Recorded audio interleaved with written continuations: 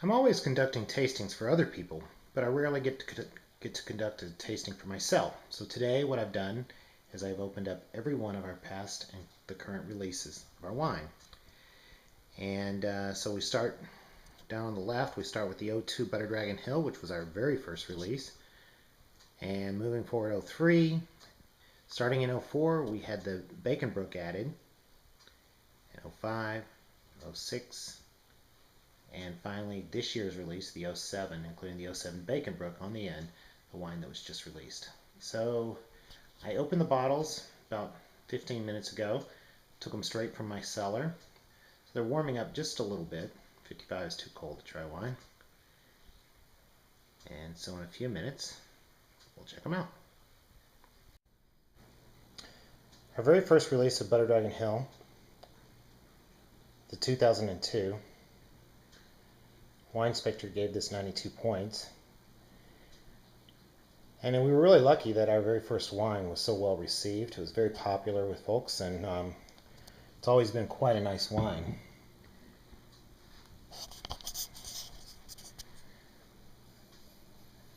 Don't know how well this shows up on the video, but the color is a little lighter than it used to be, as one would expect as it gets older.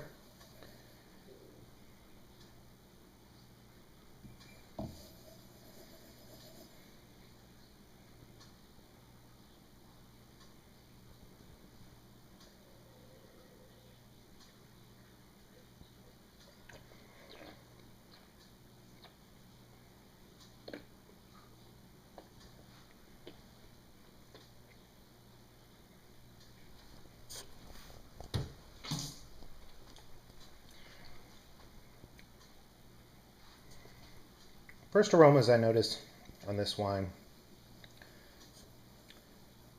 is a cherry tobacco.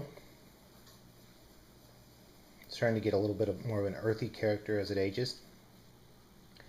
And it's in the mouth, it's still very big mouthfeel, even has kind of a sweet characteristic, very long finish, and I'm reminded of like a cherry flavored sweet tart. I mean, there's a little element of tartness, and it kind of reminds me of candy. I'm getting a little bit of mint as well.